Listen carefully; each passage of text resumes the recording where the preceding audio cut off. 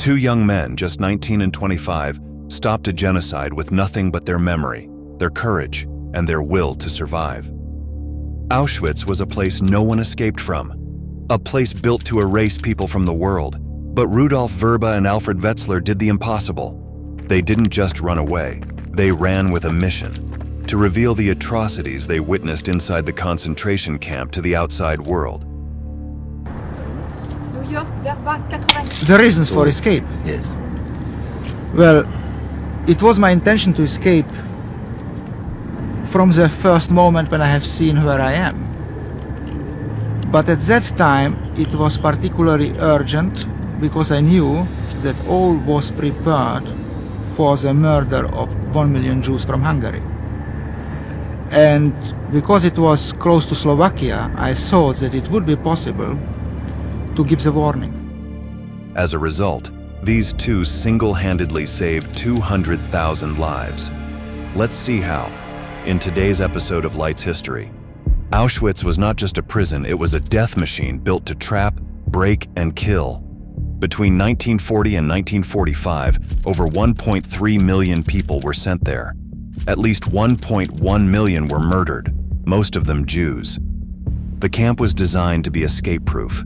It had double fences made of barbed wire, charged with 400 volts of electricity. Concrete slabs were buried under the fences to stop prisoners from digging tunnels. A neutral zone of gravel, 3 meters wide, lay inside the fence. Anyone who stepped into it could be shot on sight. Guard towers stood every few meters, manned by SS soldiers with machine guns. By 1943, these towers were up to 11 meters tall, with glass windows for clear views. A concrete wall was added to hide the camp from nearby roads and to make escape even harder. Inside, prisoners were watched not just by guards but by fellow inmates called kapos. These kapos were given special treatment in return for keeping others in line. Punishments were brutal and often fatal. The camp's layout was also deceptive. The main gate bore the cruel slogan, "Arbeit macht frei," work sets you free. But for most, there was no freedom, only death. Trains brought people directly into Auschwitz to Birkenau, where many were sent straight to gas chambers. Escape was nearly impossible. Out of at least 802 escape attempts, only 144 were successful. The rest were caught or killed. The Nazis made sure everyone knew the price of escape. If one prisoner fled, others might be executed in retaliation. This threat kept many from even trying. Auschwitz was built to crush hope. Its design, its rules, and its terror made escape seem impossible. Yet against all odds, some did escape. Their stories are rare but powerful, showing that even in the darkest places, courage can shine through. One of the bravest were two young men that were transported to the camp in 1942. Before we move on to the next section, please don't forget to subscribe if you liked the video so far. Rudolf Verba was just 19 years old, and Alfred Wetzler was 25 when they were deported to Auschwitz in 1942. Both were Slovak Jews from Trnava. They arrived in cattle cars, packed tightly with others, unsure of what awaited them. Upon arrival, they were tattooed with numbers. Verba became 44070, and Wetzler was 29162. They quickly learned that Auschwitz was not just a labor camp. It was a place of systematic murder. They witnessed mass killings, gas chambers, and crematoria. They saw trains arriving daily, filled with Jews from across Europe, most sent directly to their deaths. Verba worked in the Canada section, sorting belongings of those who had been killed, while Wetzler was forced to extract gold teeth from corpses. By early 1944, they learned that the Nazis planned to deport Hungarian Jews to Auschwitz. This knowledge compelled them to act. They decided to escape and warn the world. They studied previous escape attempts and devised a plan. Their plan was meticulous. They learned from previous escape attempts and devised a strategy to hide in a woodpile located between the inner and outer fences of the camp. This area was less guarded, especially at night. With help from fellow prisoners, they prepared a hiding spot within the woodpile. To mask their scent from guard dogs, they used a mixture of tobacco and gasoline, a trick they learned from a Russian prisoner of war. On April 7, 1944, they slipped into their hiding place. For 3 days, they remained motionless, enduring hunger and fear as the Nazis searched for them. They knew that after 3 days, the search would be called off, assuming the escapees had died or were lost. During their time in Auschwitz, Verba and Wetzler had gathered detailed information about the camp's operations. They memorized the layout, the process of mass extermination, and the arrival schedules of transports. They knew that the Nazis were planning to deport Hungarian Jews to Auschwitz, and they felt an urgent need to warn them. Their preparations included gathering civilian clothes and supplies with the help of other prisoners. They planned their route carefully, aiming to reach Slovakia and inform the Jewish council there. Their goal was to provide a detailed report that could be shared with the world, hoping to halt the deportations and save lives. On April 7, 1944, Rudolf Verba and Alfred Wetzler put their daring escape plan into action. They had prepared a hiding spot within a woodpile located between the inner and outer fences of Auschwitz-Birkenau in a construction area known as Mexico, Section B3. This area was less guarded, especially at night. To mask their scent from guard dogs, they scattered tobacco soaked in gasoline around their hiding place. At 2 p.m., they crawled into the hollowed-out space. Fellow prisoners helped by replacing the planks to conceal them. They remained hidden for 3 nights and 4 days, enduring hunger, thirst, and the constant threat of discovery. The camp authorities launched an intensive search, deploying guards and dogs. After 80 hours, the search was called off, assuming the escapees had fled the area. On the night of April 10th, they emerged from their hiding place and began their journey toward Slovakia. They traveled mostly at night, avoiding roads and relying on the kindness of strangers for food and shelter. Despite the dangers, including encounters with German patrols, they persevered. After 11 days and covering approximately 80 miles, they reached Slovakia. There, they contacted the Jewish Council in Žilina and provided a detailed account of the atrocities occurring in Auschwitz. After their perilous escape from Auschwitz, Rudolf Verba and Alfred Wetzler reached Žilina, Slovakia, on April 21, 1944. There, they met with members of the Slovak Jewish Council, including Oskar Krasniansky, who helped them document their harrowing experiences. Over the course of several days, they compiled a detailed 32-page report, later known as the Verba-Wetzler Report. This document provided one of the first comprehensive eyewitness accounts of the atrocities occurring in Auschwitz, including descriptions of the gas chambers, crematoria, and the systematic extermination of Jews. The report was swiftly translated into German and disseminated to various international organizations and governments. By June 1944, portions of the report had been published in the Swiss press, leading to widespread international outrage. Prominent figures including Pope Pius XII, U.S. Secretary of State Cordell Hull, and British Foreign Secretary Anthony Eden condemned the Nazi actions. This global pressure influenced Hungarian Regent Miklos Horthy to halt the deportation of Hungarian Jews to Auschwitz on July 7, 1944. The cessation of these deportations is credited with saving approximately 200,000 Hungarian Jews from certain death. While the report could not reverse the immense loss already suffered, its impact was profound, demonstrating the power of truth and the courage of individuals to effect change, even amidst overwhelming darkness. Verba and Wetzler's brave actions not only provided the world with crucial information about the Holocaust, but also served as a testament to the resilience of the human spirit. Their legacy endures, reminding us of the importance of bearing witness and speaking out against injustice. Want to understand the world better? Start with history and subscribe to our channel.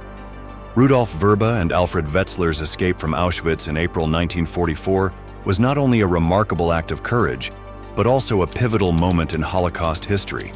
Their detailed report on the atrocities committed in the camp provided the world with crucial information about the Nazi genocide.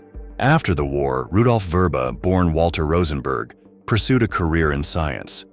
He studied chemistry and biology, earning a doctorate in 1951.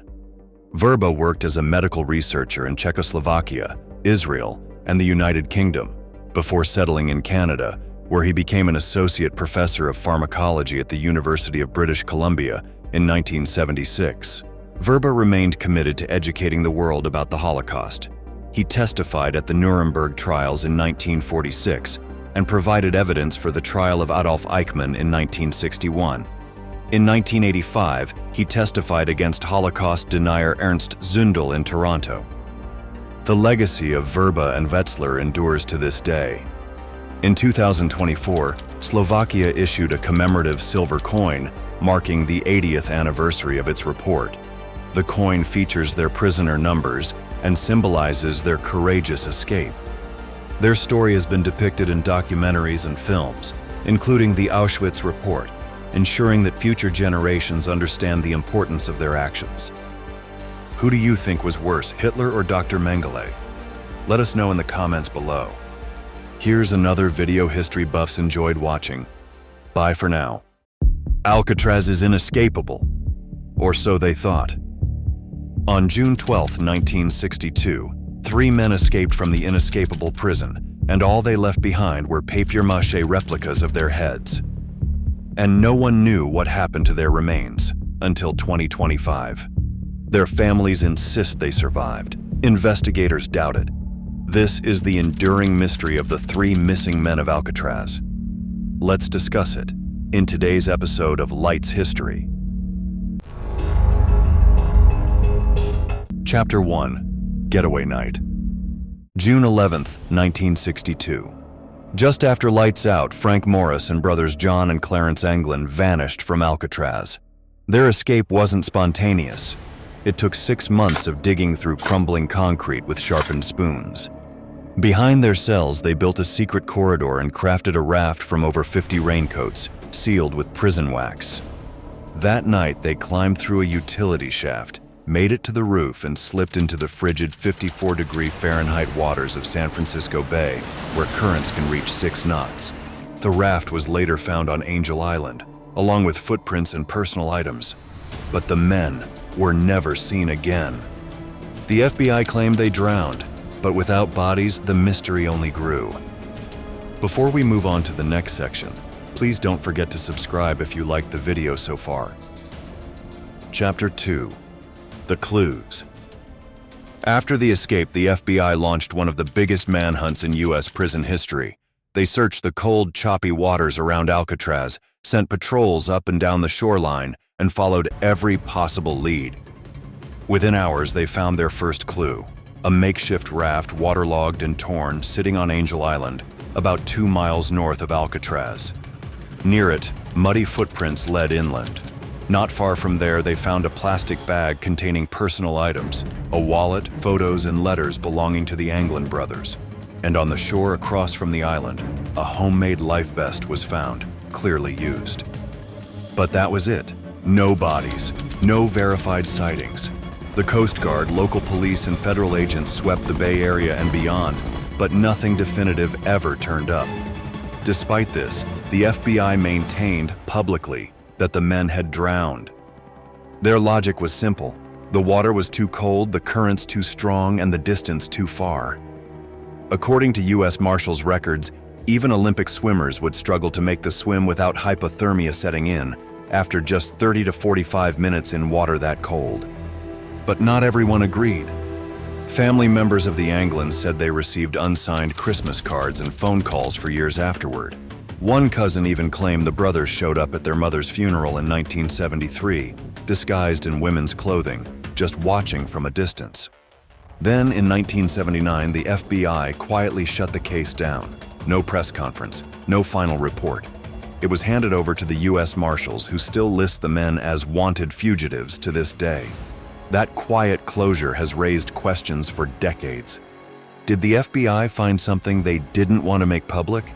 Was it just embarrassment, or was there something deeper they didn't want the world to know? Chapter 3. The Clue of 2013. In 2013, over 50 years after the escape, a strange letter arrived at a San Francisco police station. It was shaky, written in uneven handwriting, and signed by someone claiming to be John Anglin, one of the 3 escapees from Alcatraz. The letter began with a bold sentence.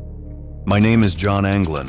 I escaped from Alcatraz in June 1962 with my brother Clarence and Frank Morris."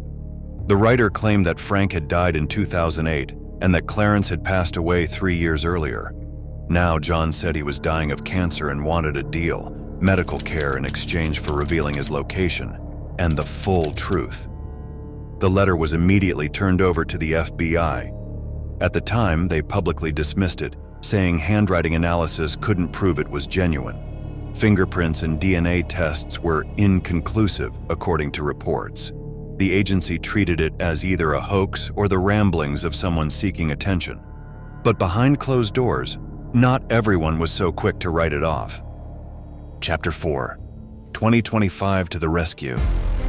By 2025, technology had caught up with the mystery. What human eyes missed for decades, artificial intelligence and forensic science could now finally see and hear. It all began with a reanalysis of satellite thermal scans taken on the night of the escape. Back in 1962, the resolution was too low to be useful. But AI tools at the Lawrence Livermore National Laboratory processed that old infrared data through modern algorithms, revealing something incredible. 3 distinct heat signatures moving slowly across the water between 1 and 2 a.m. The shapes matched the size and movement of a small raft. That raft, by the way, had long been written off as doomed, but scientists at the Dutch Maritime Research Institute ran new 3D simulations using wave pattern data and wind conditions from that exact night. They discovered that if the raft had angled just 12 degrees east of Angel Island, it could have narrowly avoided the strongest currents. Under those conditions, it had a 67% chance of making it to shore. Slim odds, but not impossible. Then came the genetic breakthroughs. Using advanced genetic genealogy software similar to what cracked the Golden State Killer case, DNA pulled from the 2013 letter envelope was matched to a cousin of the Anglin brothers living in Florida. Even more shocking, financial records from Brazil and death certificates from Montana turned up names and birth dates eerily close to aliases the Anglins were suspected of using. And finally, an old FBI surveillance tape once thought to be too garbled to use was cleaned up with deep learning audio tools. After filtering out noise and enhancing voice frequencies, 2 names were clearly spoken: Clarence and Frank. The tape had sat in an evidence box since 1965. Want to understand the world better? Start with history and subscribe to our channel. Chapter 5. The actual destination. For decades, it was all rumor, whispered sightings, suspicious letters, blurry photos. But in 2025, the pieces finally came together to map the journey of the Anglin brothers after Alcatraz. And the evidence is more compelling and bizarre than anyone expected. In 1975, a photograph surfaced showing 2 men standing beside a farm truck in rural Brazil. They looked older, weathered by time, but the resemblance to John and Clarence Anglin was uncanny. Facial recognition software applied in 2024 confirmed a 93.5% match to prison mugshots. That photo came from a family friend of the Anglins, who said the brothers had lived under aliases on a cattle ranch outside Rio de Janeiro. But Brazil wasn't the end of the trail. Declassified U.S. Marshals records revealed a series of small financial transfers traced to one John Kendall, a name tied to John Anglin's known alias. That name appeared on a land deed from 1992 for a tiny shack in Phillips County, Montana. Local residents remembered a quiet man who kept to himself, drove an old pickup and paid in cash. He vanished in 2010, leaving behind books, a makeshift medical kit, and hand-carved model boats, one of which was made from what looked like prison-issued linoleum. A retired U.S. Marshal, Art Roderick, who has followed the case for years, said in a 2025 interview, "We never had enough to prove it until now. They didn't just escape. They lived quietly, modestly, and completely under the radar." According to death records uncovered in Sao Paulo, Clarence Anglin died of natural causes in 2011. John's last confirmed trail ends in Montana in 2010. No death certificate, no known burial. And Frank Morris? Brazilian banking records under an alias linked to his inmate number go silent in 2008, the same year the 2013 letter claimed he died. 3 men, 1 impossible escape. And somehow they did the unthinkable.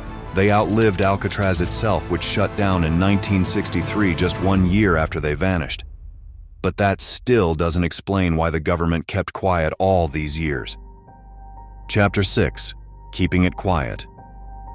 If the evidence shows that Frank Morris and the Anglin brothers survived, then the real question becomes, why didn't the US government ever admit it?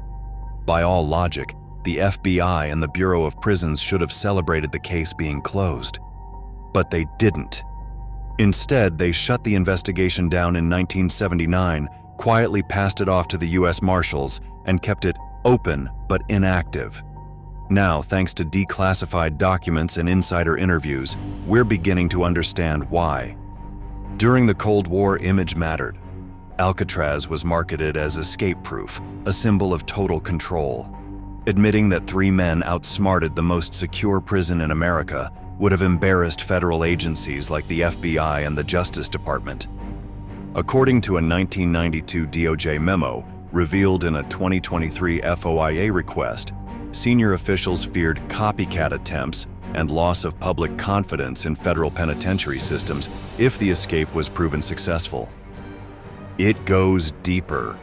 One CIA communication from 1965 released in 2024 suggests that one of the escapees may have been spotted in Brazil and that US agents were ordered not to pursue him. Why? Possibly because that area was being used for covert operations and exposure risked compromising intelligence networks. In other words, the escapees may have been ignored for reasons that had nothing to do with justice and everything to do with politics. If 3 men escaped the most secure prison in America with nothing more than raincoats and spoons, do you think they deserve to get caught, or did they earn their freedom? Let us know in the comments below. Here's another video history buffs enjoyed watching. Bye for now. They starved the weak. They beat the sick. They sent thousands to die, and they smiled while doing it.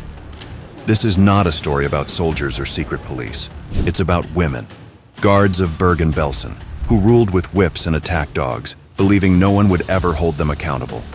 When British soldiers came in, the scene was unimaginable.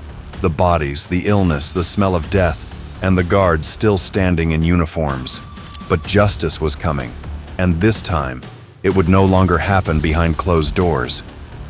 Stay with us, because in this story we'll find out what happens when unspeakable evil is finally confronted with its sins. Let's uncover it together in today's episode of Light's History.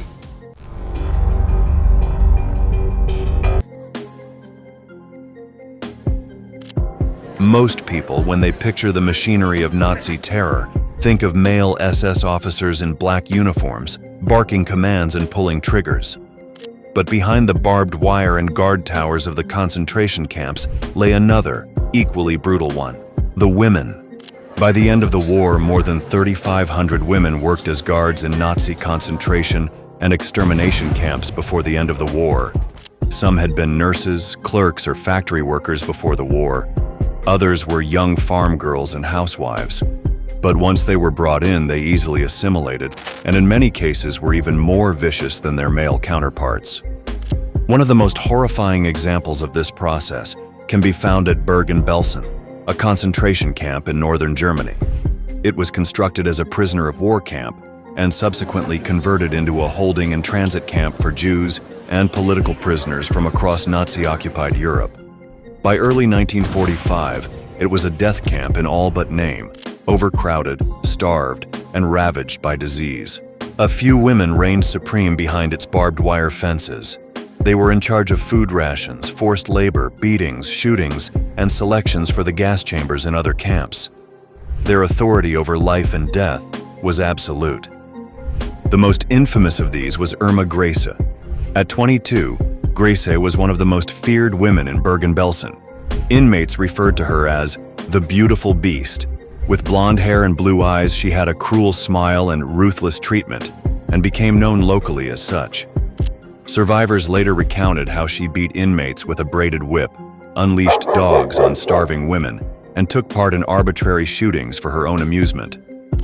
Grace had started her career as a guard at Ravensbrück, a women's camp north of Berlin, before being transferred to Auschwitz in 1943.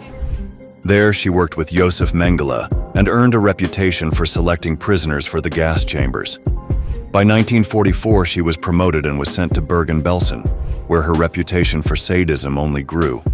Another key figure was Elisabeth Volkenrath, a woman in her early 30s with a plain, stern appearance. Volkenrath was coldly professional. She had supervised executions at Auschwitz and directed selections for forced labor and extermination. At Bergen Belsen, she held the highest rank among female guards, supervising dozens of others and coordinating the punishment details. Survivors described her as emotionless, methodical, and utterly indifferent to suffering. These women weren't isolated cases. Bergen Belsen's women personnel included dozens of other guards, some of whom had also volunteered for duty there. Some wanted higher quality food rations, better pay or power in a world run by men. Still others, as post-war interrogations would show, embraced Nazi racial ideology with chilling enthusiasm. With the deteriorating military situation in Germany in late 1944, Bergen-Belsen became packed with people. Incomings came daily from other camps, evacuated in the path of advancing Soviet armies. By March 1945, over 60,000 prisoners were crammed into a camp designed for a fraction of that number. Typhus, dysentery, and starvation ran rampant. Dead bodies lay unburied between the barracks, and skeletal figures staggered through mud and filth. The guards, both male and female, largely abandoned even the pretense of order. Food deliveries stopped, medical care collapsed, armed patrols were withdrawn as Allied troops drew near. But women like Grace and Volkenrath remained, still issuing orders and beating prisoners up to the final hours. When British forces came upon Bergen-Belsen on April 15, 1945, they were confronted with a scene of nearly unimaginable horror. There were about 13,000 unburied bodies in the camp. Survivors, skeletal and delirious, wandered aimlessly. The stench of death was so overwhelming that many soldiers vomited on the spot. Yet amid the chaos, British officers soon spotted the fact that many of the camp's guards, female staff among them, were still wearing uniform. Some had attempted to mingle with the prisoners. Others continued to bark orders, unwilling to accept that their reign was over. Irma Grace was captured as she was trying to escape. Elisabeth Volkenrath was also arrested shortly afterwards.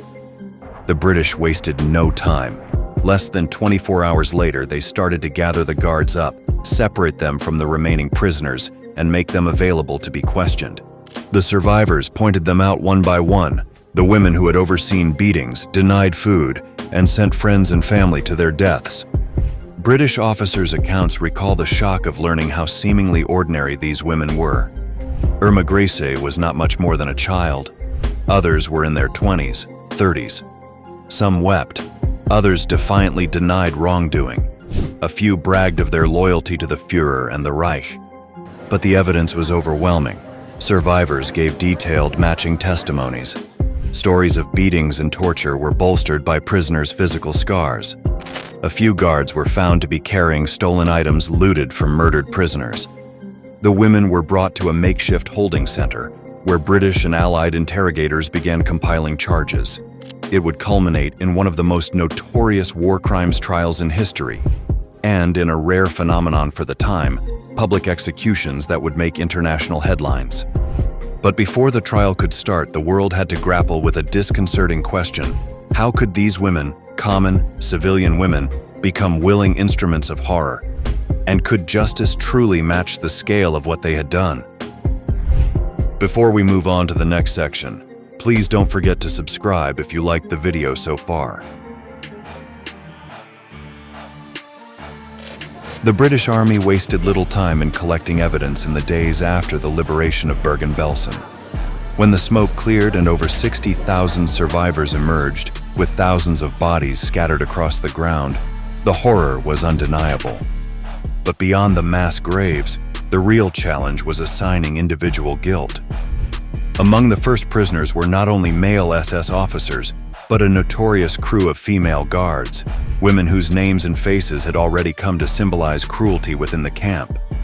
The British established a temporary detention center where both male and female staff were held under heavy guard. Survivors, many too weak to stand, stepped up with names, descriptions, testimonies. Lists were drawn. Photographs were matched. Witnesses directly accused women such as Irma Grace, Elisabeth Volkenrath, and Juana Bormann. The interrogations began. British intelligence officers noted their surprise at the demeanor of the women. Some, like Grace, remained defiant.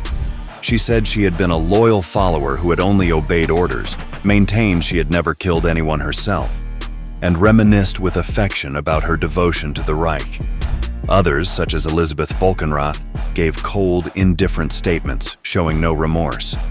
Several, knowing their fates, tried to minimize their roles, saying they had done little more than clerical work or overseen kitchen duties. But the testimonies of the survivors were damningly specific. They named which women went carrying whips, who had set dogs on prisoners, who had denied medicine to the sick, and who had personally selected inmates for punishment or execution. These weren't distant accusations. They were specific, well corroborated, and, in some instances, supported by physical evidence. The British quickly realized this couldn't be handled as a routine military tribunal. A full-blown war crimes trial would take place, and for the first time ever in history, women would be tried alongside male SS officers for crimes against humanity. The Belsen trial began in Lüneburg near the camp on September 17, 1945. 23 men and 11 women were tried together on charges of war crimes, including the abuse of prisoners at Bergen, Belsen, and in some cases, also at Auschwitz. The sight of women in the dock alongside hardened SS officers drew massive international attention. Headlines in Britain, the United States, and Europe were dominated by news of Irma Grese, whose youth, beauty, and sadistic reputation made her a chilling symbol of female complicity in Nazi atrocities. British newspapers dubbed her the Blonde Angel of Death. Irma Grese was composed in court, and she even smiled at times. She denied accusations of brutality, claiming she had no authority to make decisions, and that discipline was handled by male officers. When confronted with survivor testimonies describing beatings, shootings, and the use of attack dogs, she simply stated, "I do not remember." Elizabeth Volkenrath was far less talkative. Throughout the proceedings, she sat stone-faced, refusing to engage with prosecutors or react to witness descriptions of her actions. Survivor accounts described her as a calculating figure of authority, organizing punishment squads, selecting prisoners for labor or death, and personally overseeing hangings. Another well-known defendant was Wanne Bormann, a guard infamous for her brutality with the camp dogs. Prisoners described how she would unleash the animals on inmates, watching as they mauled the sick and starving. Bormann, during her testimony, denied any wrongdoing, insisting she had only been following instructions and had no control over the animals' behavior. The prosecution introduced gruesome evidence, photographs published upon liberation, portraying the conditions of the camp and skeletal bodies of prisoners inside. First-hand accounts came from freed inmates and British soldiers. The trial took almost 2 months, and more than 60 witnesses testified. Unlike the caricatures of monstrous evil the public might have expected, they appeared as young women and middle-aged housewives. Some were barely older than the girls they had starved and beaten. Their plainness, set against the horror they had overseen, was the thing that made their crimes so inexplicable. The world press covered the trial. Horrified fascination and pent-up rage seemed to split the public mood. Editorials wondered whether women could really be as mean as men in power. Some asked if age or gender should be taken into account for lessening punishment. The proof, however, was too strong for clemency. It was on the 17th of November 1945 that sentence was delivered. 11 people, 5 of them women, were sentenced to death. They included Irma Grese, Elizabeth Volkenrath, and Wanne Bormann. Grese was sentenced to death. At 22, she became the youngest woman to be sentenced to death for war crimes in modern European history. Her unrepentant attitude throughout the trial had sealed her fate. Even when informed of her sentence, she reportedly responded with a defiant smirk. Volkenrath received her sentence calmly, with neither fear nor remorse.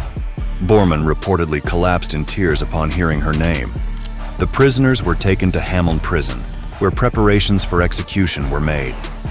British executioner Albert Pierrepoint, already known for hanging Nazi war criminals, was assigned to carry out the sentences.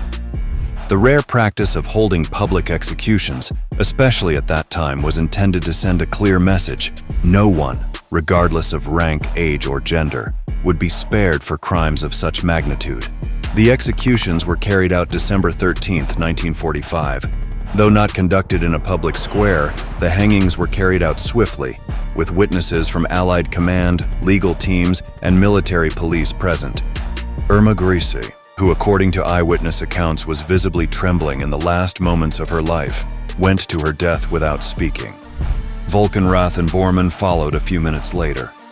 The news of the executions spread like wildfire. Some criticized the deaths as state revenge, but most regarded them as a grim but necessary kind of justice. They brought relief to survivors of Bergen Belsen, and much of the world saw the hangings as a symbolic end to one of history's darkest atrocities. The Belsen trial established a precedent for holding women to account for wartime atrocities, a reminder that neither gender has a monopoly on cruel actions. But the story wasn't over. For years to come, Bergen-Belsen and the women who terrorized its grounds would stand as an open wound on the face of Europe, a harrowing reminder of what happens when everyday people willingly become instruments of monstrous regimes. Want to understand the world better? Start with history and subscribe to our channel. The executions of Irma Grisi, Elisabeth Volkenrath, Juana Bormann, and their male counterparts marked a brutal, definitive moment in the immediate post-war reckoning. But as their sentences brought closure to some survivors, they also raised uncomfortable questions for a shaken Europe about memory, complicity, and how far justice could really go. In the aftermath of the Belsen trial, British newspapers reported the hangings in a clinical, almost detached manner. The headlines concentrated on Grace's youth and defiance, and newspapers labeled her Hitler's Angel of Death. International press outlets debated whether it was right to execute women, no matter their crimes. Some editorials questioned whether gender had shielded others from similar fates. Within Germany, feelings were more complex. The conclusion of the war had ruined the country, physically, economically, and morally. Many Germans, even average citizens, preferred to look away from the specifics of what transpired in the camps. For them, the Belsen trial was a revelation, and also a reminder of the degree to which Nazism had penetrated civilian life. The sight of young women at the gallows shook assumptions about innocence and cruelty. But within months, public talk of female perpetrators faded. The Allied occupying powers quickly turned to restructuring and stabilizing the newly divided nation. Many of these lower-level participants, such as female guards, quietly faded back into civilian life when denazification programs focused on high-ranking male officials. Dozens of former guards from Bergen-Belsen, Ravensbrück, and Auschwitz, records indicate, never faced arrest at all. For the survivors, the wounds never closed. Memoirs and oral histories of liberated prisoners repeatedly recount the terror of the female guards. The memories of their names, faces, and voices haunted those who had suffered at their hands.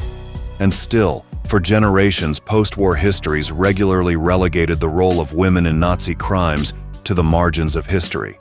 Irma Grisi and her male associates were tried as solitary cases, anomalies rather than evidence of a broader phenomenon. In court records and through news reports, many surviving female guards cast themselves as powerless before the SS, more or less ignorant of the extermination programs, simply following orders. The Belsen trial had contradicted that. The testimonies of survivors had revealed that many of these women acted not out of fear, but with sadism, prejudice, and personal ambition. Some had eagerly volunteered for camp duty. Others had fought their way to the top with sheer ruthlessness. And yet, apart from a few high-profile cases that proved impossible to ignore, their stories stayed in the dark. With the Federal Republic of Germany, West Germany, in the post-war decades striving to come to terms with its past, female complicity became all but a taboo subject. Although male SS officers would become the face of Nazi barbarism, there was little public discussion of the thousands of women who stood beside them as guards, administrators, and enforcers.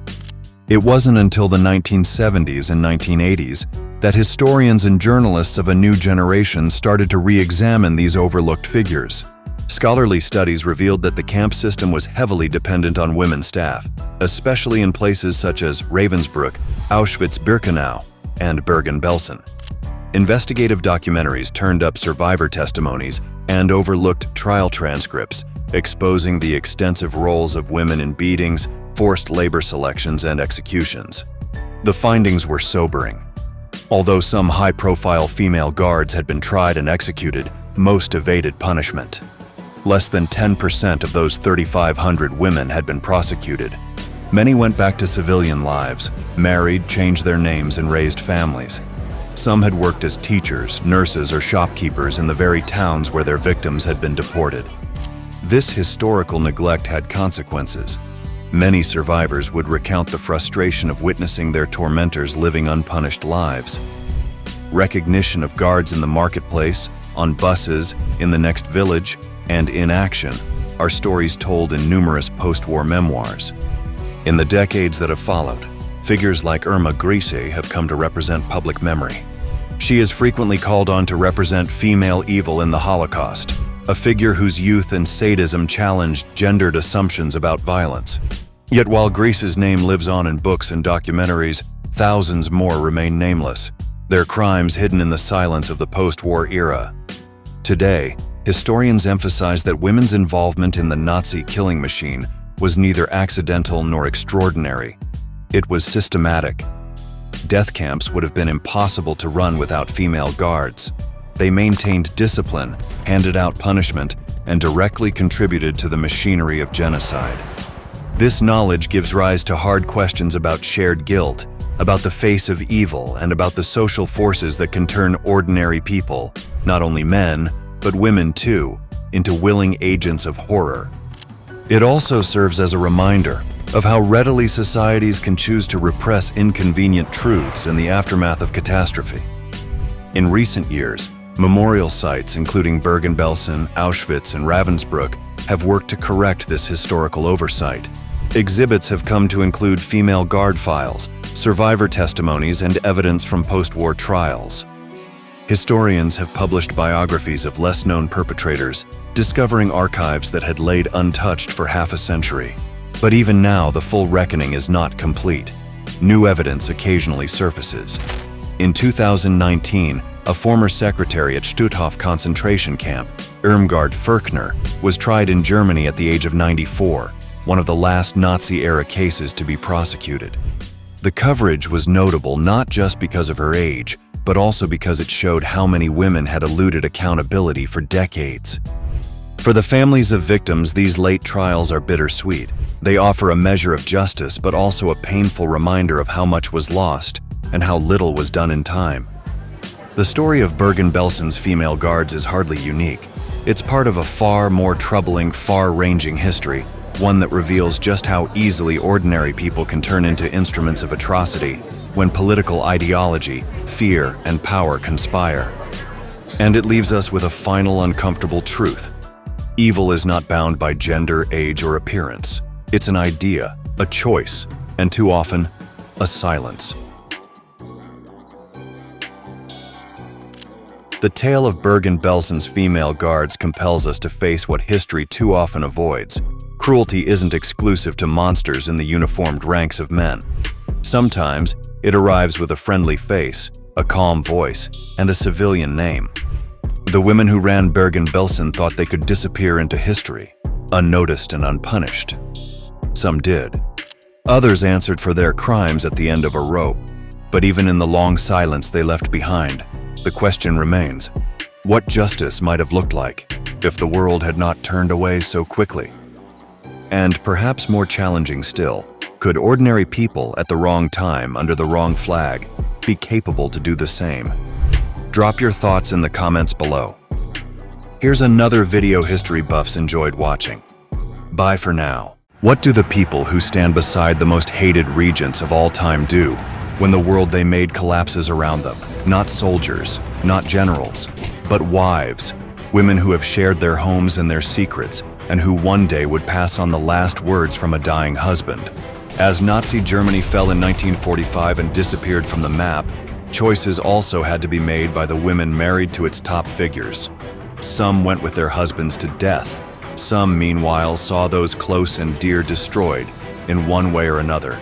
Others were captured and interrogated, or simply disappeared, with few knowing where they had gone in the first place. Yet astonishingly, a small number made it through to tell their stories, back in the relative safety of an Allied prison cell. Who were they? Were they innocent passers-by in a nightmare? Or were they among the silent co-conspirators of one of the gravest crimes in history? Did they really believe in this regime or cling to their privileges and responsibilities out of loyalty, even when nothing right remained for them? This story isn't about the generals and battle tactics. It's about the private world of the Nazi government hierarchy and what happened to the wives they left behind. Let's uncover their stories in today's episode of Light's History.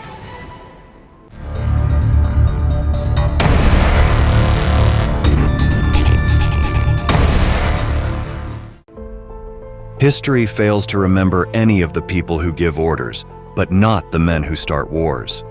And behind regimes are always wives and families. Their stories are rarely known to the public. Nazi Germany was typical in this respect. Hitler surrounded himself with loyal ministers and generals when he rose high enough to do so, and standing beside most of these men were wives who shared in their good fortune and fate. Some of these were ambitious individuals, whereas others were just taking life as it came with no particular effort involved on their part at all. But when the Third Reich fell apart, these women were confronted by decisions more catastrophic than any given battlefield command. At the heart of our story is Magda Goebbels, wife of propaganda minister Joseph Goebbels. Considered Germany's unofficial First Lady, she was stylish, charismatic, and deeply devoted to Adolf Hitler. Trapped in the Führer bunker on May 1, 1945, Magda and Joseph murdered their 6 young children before taking their own lives. It was an act of fanatical devotion that even hardened Nazis found horrifying. On April 29, 1945, Eva Braun, who had been mistress to Adolf Hitler for over 15 years, officially became his wife inside the bunker. Less than 40 hours later, she joined him in death by taking cyanide. Earlier photographs show Eva Braun laughing at Berghof retreats. However, when forced to choose, she chose death over captivity. Elsewhere, other Nazi wives were being detained and undergoing interrogation. Life still had its enchantments for Emmy Goering, wife of Luftwaffe commander Hermann Goering.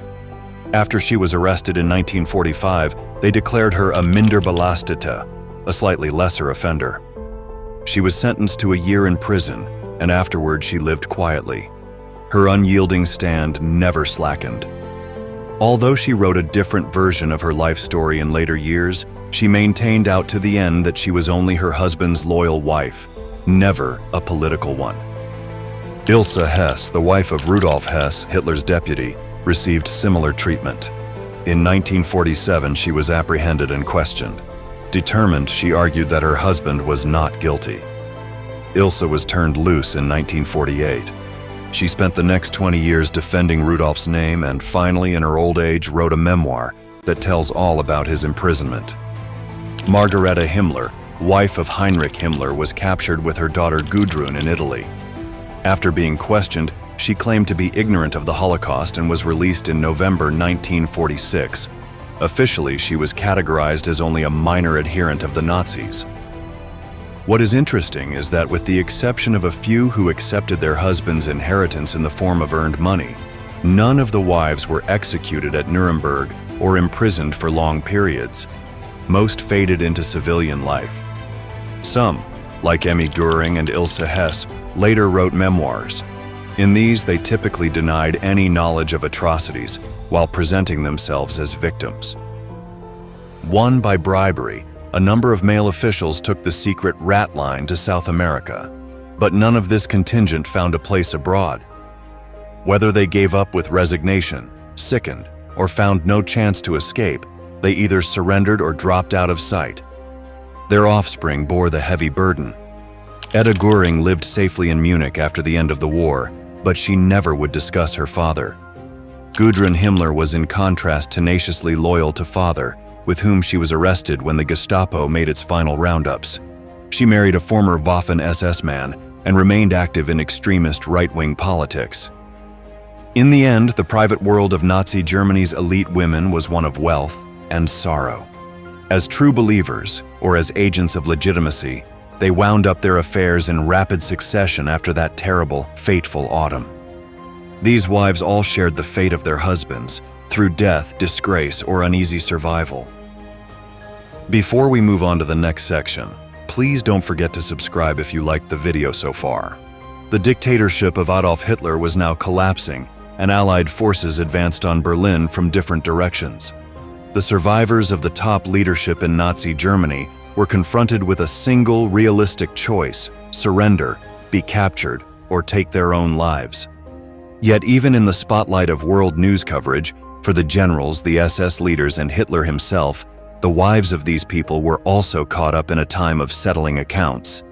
Their stories, often less celebrated but arguably more distressing than those of their husbands, wove a complex tapestry involving both denial and calculations for personal survival. In the first wave of Allied interrogations, post-war interrogator teams fanned out to the Nazi authorities and their families. The highest ranking among these women was Emmy Göring, wife of Luftwaffe commander Hermann Göring. Emmy had been a famous actress before the war. However, due to her marriage, she has been catapulted into Germany's ruling elite. During the Third Reich, she entertained foreign dignitaries at elaborate state functions and was photographed holding Hitler's favorite dog. After the fall of Berlin, US troops arrested her for questioning. After the war, Ilse Hess was finally drawn into interrogation. She was the widow of Rudolf Hess, once Hitler's deputy. Following her husband's capture, Ilse stayed in Germany, raising their son Wolf Rüdiger. When the war ended, US troops took her away on June 3, 1947, and she was imprisoned at Augsburg-Göggingen. In contrast to Magda Goebbels, Ilse Hess displayed no killing instinct. She remained defiant under cross-examination, appealing to her husband's innocence and the nobility of his motives. Ilse was released in March 1948 and spent the next few decades defending Rudolf Hess's memory, writing a memoir in 1952, England, Nuremberg, Spandau, describing his years of captivity. The fortunes of Gerda Bormann, wife of Martin Bormann, Hitler's private secretary and one of the most feared men in Nazi Germany, took a different direction. In the closing days of the war, as Soviet troops marched through Berlin, Gerda fled with her 10 children to Switzerland, then went to the mountains near northern Italy after receiving refuge from a priestess there. Allied agents found her horribly ill, with advanced uterine cancer. Despite being a major figure in private Nazi elite social circles, Gerda fell too sick to stand trial. She died in a hospital in Murano on April 23, 1946. Her death comes just 1 year after Berlin fell to Soviet forces and brings her son, governor of Bavaria as well as Silesian regional chief, to an untimely end at age 53. 8 of her 10 children survived the war and were either put in foster homes or taken up by distant relatives. Margaret Himmler's story, which tells of an estranged wife and the forsaken wife in fascist Germany, opens up new insight on Nazi wives. During the war, Margareta grew increasingly estranged from her husband, Heinrich Himmler. Himmler's personal life was marked by an affair with his mistress amid the mass murder occurring around him. In May 1945, Margaret and her teenage daughter Gudrun tried to leave Germany. They were caught in Italy on May 13th and interrogated at the Nuremberg trials. Margaret claimed that she did not know about the Holocaust and crimes committed by her husband. Allied officers, perhaps realizing the difficulties of killing someone stripped of everything else, eventually released her in November 1946. A denazification court judged her as a nominal follower rather than an active participant in the Nazi regime. In fact, no wife of a top Nazi official was executed during such long-term confinement as this. Allied occupation governments, eager to stabilize Germany and avoid mass purges, focused on prosecuting male leadership and military figures. In consequence, people like Emmy Göring, Ilse Hess, and Margaret Himmler simply melted back into civilian life. Escape was rare. Unlike male officers in the Nazi Party who eluded after the war, along secret routes over sea or land rat lines that ended up either South America or Middle East countries so distant from Europe, the wives of top leaders made no such dramatic exits. None adopted assumed names or moved to a foreign country. Most gave themselves up to Allied custody or with familial connections, and in the confusion of post-war Germany disappeared into public confidence. Impossible legacies and the original names were passed down to these women's children. Etta Goering, Hermann and Emmy's daughter, managed to avoid being taken in the war's final days and ended up among notaries. She thus lived for many years in post-war Germany, keeping her peace. Not a word of public comment on her father appeared until the 1980s, when she gave one carefully controlled interview. In that interview, Etta spoke very warmly of Hermann Goering, calling him a fine father. However, when asked about his crimes, she would not say anything at all. Gudrun Himmler, daughter of Heinrich Himmler, is one in a line of Nazi scions who have become infamous. She could not bear to part with her father's memories and so refused to denounce the regime which he helped to create. Married to a Waffen-SS officer, she became politically involved with neo-Nazi groups, including those which were set up to help aging ex-SS men. Gudrun remained unrepentant right up until her death in 2018, the very embodiment of a past far too ugly for Germans to ponder. The silence keep them company. The wife of Albert Speer, Hitler's armaments minister, just retired from politics after the war. Only in this way, Margaret Speer was able to reclaim normalcy for her relationship with her husband after his release from Spandau in 1966. She declined to be interviewed and did not leave any memorandum or autobiography. Wilhelmina Keitel, widowed by the execution of Field Marshal Wilhelm Keitel, vanished similarly into obscurity. Under the long shadow of Nazism, whether defiant or subdued, these women carried with them their character and reputation. In post-war Germany, many areas knew who they were, yet social conventions and legal protections kept them from public view. A few descendants tried to come to grips with their family stories, but others held on to denial to the end. In the end, when the men of the Third Reich suffered military destruction, their wives faced a different battlefield, one of fragmented traditions, unconfessed responsibility, and insecure existence, in a nation that sought only to forget it all. Want to understand the world better? Start with history and subscribe to our channel. After the fall of Nazi Germany, its men leaders either committed suicide following the Nuremberg trials or disappeared through secret underground escape routes. For their wives, however, a different kind of fate began. Rather than taking place in courtrooms, their private lives would forever be overshadowed by their associations. But for these women, a new situation arose. It was one not played out in courtrooms, but instead lay darkly over their whole lives like a shadow forever cast. Some wives lived long enough to see the world condemn their husbands. Others quietly disappeared into history.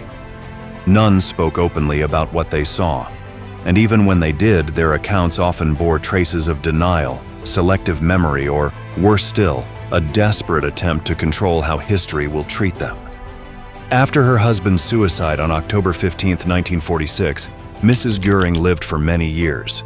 A glamorous friend of Germany's well-to-do, Mrs. Goering emerged from prison to find a cold world without friends. She lived in obscurity, although for the rest of her life she never lost her good spirits. Illustrative of this is the fact that in interviews, memoirs, and private conversations, she never totally broke from the regime. For most of her life, she carved out a role for herself, where she avoided political matters and claimed no share of guilt or responsibility for the decisions made by her husband. My memoir, An Aside to My Life, omitted all reference to the regime's crimes while depicting Hermann Goering as an innocent victim. It is an old story by now, Nazi wives pretending to themselves and everyone else that they were actually the victims. Ilse Hesse's life also went this way around the turn of the 20th century. When she was released from jail in 1948, she devoted the remaining 40 years of her life to fighting for her husband. Rudolf Hess remained incarcerated in solitary confinement in Spandau until his death in 1987. Ilse dedicated herself to the man who had defied Hitler by flying to Britain in 1941. She produced a memoir, and speaking to television interviewers made Rudolf into a sort of fallen hero. But as interest in the Hess family waned, Ilse's struggle to present her version of history continued. Illness saw an early end for some. Gerda Bormann succumbed to cancer less than a year after the war ended. Death in 1946 spared her the trials and interrogations of her peers. Yet her children paid for their family name in a society where it was disreputable, growing up in post-war Germany with a name synonymous with fanaticism. The children of these infamous families received a delicate legacy to bear in both Germany and abroad. Etta Göring, doted upon by Hitler as a child and once the queen of German high society, lived a long but discreet life. She avoided the public discussion of her father's heritage for many years. Not until a controlled 1986 interview did she express fondness for Hermann Göring, calling him an affectionate and kind parent, while shoving off responsibility for his acts. Yet she was careful even then to dispose of all suggestions indicating the magnitude of crimes committed under his orders. But Gudrun Himmler, daughter of SS leader Heinrich Himmler, was not so easily cowed. She remained loyal to the memory of her beloved father until her death in 2018. Gudrun married a former Waffen-SS officer and spent years plying the cobbled streets of Vienna with neo-Nazis. She went on to support groups for former members of the SS and their relatives, defending their rights, working to maintain the honor of her own mentioned disgraced people. She was one of the few among Nazi offspring to speak out in public defense of the former regime. While some wives and children of Nazi leaders held fast to denial, others simply lost themselves in anonymity. After her husband's conviction at the Nuremberg war crimes trials, Margaret Speer distanced herself from politics everywhere. Albert served 20 years in Spandau, rejoining his wife in 1966. Unlike some wives, she never gave an interview and left behind no memoirs. The children of Speer's family therefore adopted a policy of silence, leaving it to Albert's own carefully crafted confession to shape public memory of his life and times. Public curiosity about these women waned in the post-war years.